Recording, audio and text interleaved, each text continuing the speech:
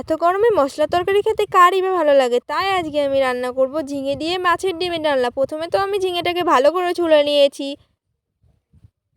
তারপর আমি এটাকে চারকোনা করে ছোট ছোট করে কেটে নিয়েছি। মাছের ডিমের মধ্যে লবণ আর হলুদ দিয়ে ভালো করে মাখিয়ে নিয়েছি। তারপরে কড়াইতে তেল দিয়ে ডিমগুলোকে দিয়ে দিয়েছি।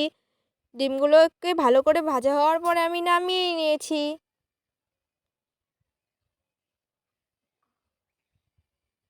তারপরে তেলের ভেতরে দিয়ে দিয়েছি পাঁচফোড়ন আর কাঁচা লঙ্কা।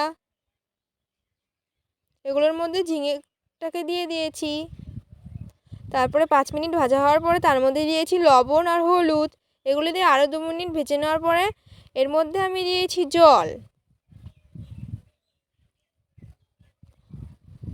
জল দিয়ে 10 মিনিট সেদ্ধ করার পরে আমি ঝিঙের তরকারি নামিয়ে নিয়েছি।